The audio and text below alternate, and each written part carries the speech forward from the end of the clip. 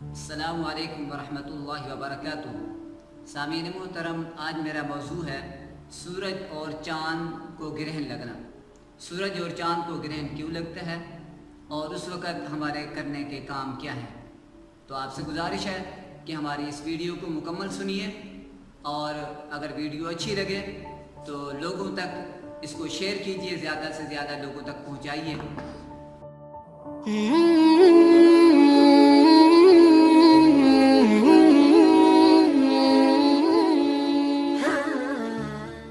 نبی کریم علیہ السلام کے زمانے میں ایک دفعہ سورج کو گرہن لگا۔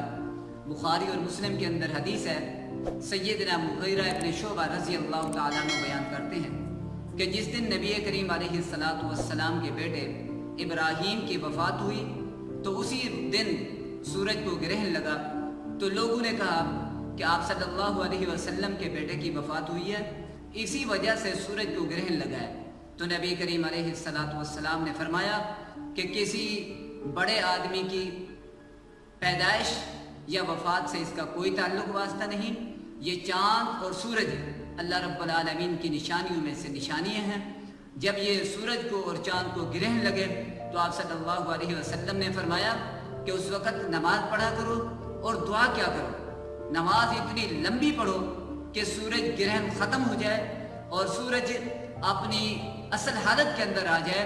جب تک وہ اصل حالت میں نہ آئے اس وقت تک نماز پڑھو۔ تو اس وقت نماز جو پڑھی جاتی ہے وہ 2 رکعات نماز ہے، لیکن جو ہم عام طور پہ نماز پڑھتے ہیں اس سے اس کا طریقہ کار مختلف ہے، اس کا انداز مختلف ہے۔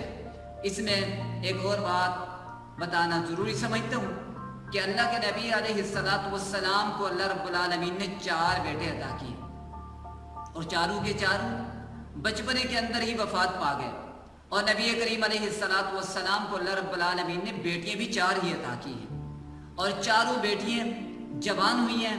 اللہ کے نبی علیہ السلام نے ان کی شادیاں کی ہیں، نکاح کیے ہیں۔ تو یہ بیٹے چاروں کے چاروں اللہ کے نبی صلی اللہ علیہ وسلم کی زندگی کے اندر وفات پا گئے، اور ابراہیم جو تھے یہ نبی کریم علیہ السلام کے ہاتھوں کے اندر انہوں نے وفات پائی ہے۔ تو اللہ کے نبی صلی اللہ علیہ وسلم کی آنکھوں سے آنسو جاری ہو گئے۔ صحابہ نے کہا، اللہ کے نبی آپ تو ہمیں منع کرتے ہیں اور آپ ابراہیم کی وفات پر خود رو رہے ہیں۔ تو آپ صلی اللہ علیہ وسلم نے فرمایا کہ آنسو کا جاری ہونا یہ تو ہمارے بس کا کام نہیں ہے، لیکن جس بات سے میں نے منع کیا ہے وہ ہے رونا، چیخنا، چلانا، بال نوچنا اور کپڑے پھاڑنا، یہ کام اسلام میں منع کیا ہے۔ تو اب آپ کو بتاتے ہیں کہ اس وقت کیا کرنا ہے۔ نبی کریم علیہ السلام نے فرمایا کہ جب سورج اور چاند کو گرہن لگے تو نماز پڑھو۔ اس نماز کا نام نماز کسوف ہے، اور علماء نے سورج کے گرہن کے وقت جو نماز کا نام بتایا ہے وہ نماز کسوف، اور چاند گرہن کے وقت جو نماز پڑھی جاتی ہے اس کا نام خسوف، خا کے ساتھ اور کاف کے ساتھ فرق ہے۔ تو 2 رکعت نماز ہے، اور 2 رکعت والی نماز کے اندر 4 رکوع ہیں اور 4 سجدے ہیں۔ یہ عام نماز سے مختلف ہے۔ صحابہ کرام کہتے ہیں کہ نبی کریم علیہ السلام نے ہمیں نماز پڑھائی، اور جو قیام کیا اللہ کے نبی علیہ السلام نے وہ اتنا لمبا تھا کہ سورۃ البقرہ کے برابر قیام کیا۔ اس کے بعد اللہ کے نبی علیہ السلام نے رکوع کیا، رکوع بھی لمبا کیا ہے۔ پھر آپ صلی اللہ علیہ وسلم رکوع سے کھڑے ہو کے دوبارہ آپ صلی اللہ علیہ وسلم نے قیام کیا، تو وہ پہلے قیام سے تھوڑا کم قیام کیا۔ دوبارہ جب رکوع کیا تو وہ پہلے والے رکوع سے بھی کم کیا۔ اس کے بعد اللہ کے نبی صلی اللہ علیہ وسلم نے سجدے کیے۔ سجدے کرنے کے بعد پھر آپ صلی اللہ علیہ وسلم دوسری رکعت کے لیے کھڑے ہوئے، تو جو قیام کیا وہ پہلے والے قیام سے کم تھا۔ پھر آپ صلی اللہ علیہ وسلم نے رکوع کیا، لمبا رکوع کیا ہے، پہلے والے رکوع سے کم تھا۔ رکوع کرنے کے بعد پھر کھڑے ہو کے آپ صلی اللہ علیہ وسلم نے قیام کیا ہے، اور یہ قیام اللہ کے نبی صلی اللہ علیہ وسلم نے پہلے والے قیام سے کم کیا ہے۔ اس کے بعد پھر رکوع کیا، رکوع لمبا تھا لیکن پہلے والے رکوع سے ذرا کم تھا۔ اس کے بعد اللہ کے نبی علیہ السلام نے نماز مکمل کرنے کے بعد خطبہ دیا ہے، اور آپ صلی اللہ علیہ وسلم نے دعا کرنے کا حکم دیا ہے کہ جب سورج اور چاند کو گرہن لگے تو اس وقت نماز بھی پڑھو اور اللہ رب العالمین سے دعا بھی کرو۔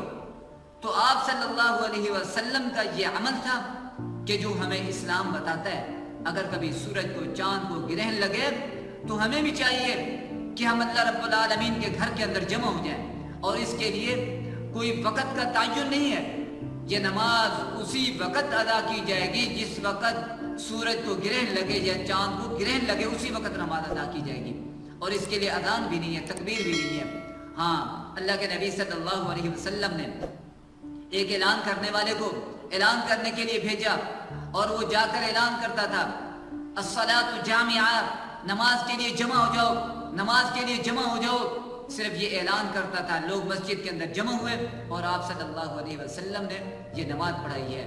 دعا ہے اللہ رب العالمین ہم سب کو سمجھنے اور عمل کرنے کی توفیق عطا فرمائے۔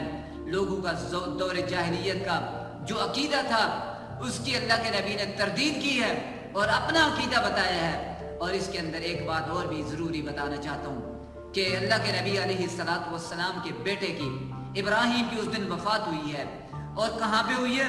نبی کریم علیہ السلام کے مبارک ہاتھوں کے اندر ہوئی ہے۔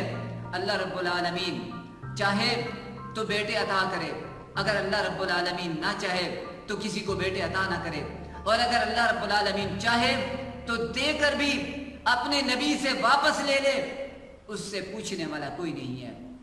للہ ملک السماوات والارض یخلق ما یشاء یہب لمن یشاء اناثا ویہب لمن یشاء الذکور او یزوجہم ذکرانا واناثا ویجعل من یشاء عقیما انہ علیم قدیر۔ زمین و آسمان کی بادشاہت اللہ رب العالمین کے ہاتھ میں ہے، وہ چاہے تو کسی کو بیٹے ہی بیٹے عطا کر دے، اور جس کو چاہے تو بیٹی ہی بیٹی عطا کر دے، اور جس کو چاہے ملے جلے عطا کر دے، اور جس کو چاہے بانجھ کر دے۔ انہ علیم قدیر، وہ اللہ رب العالمین قدرت رکھنے والا ہے، جس کو جیسے چاہے کر سکتا ہے، اس کے سامنے کسی کا زور نہیں، کسی کا بس نہیں چلتا۔ اللہ رب العالمین سے دعا ہے اللہ ہم سب کو سمجھنے اور عمل کرنے کی توفیق عطا فرمائے۔ ہماری ویڈیو کو مکمل سنیے اور زیادہ سے زیادہ اس ویڈیو کو لوگوں تک پہنچائیے، اپنے لیے صدقہ جاریہ بنائیے، لائک کیجئے، شیئر کیجئے، اور کمنٹ کے اندر اپنی رائے کا اظہار کیجئے۔ اللہ رب العالمین ہم سب کو سمجھنے اور عمل کرنے کی توفیق عطا فرمائے۔ وما علینا الا البلاغ۔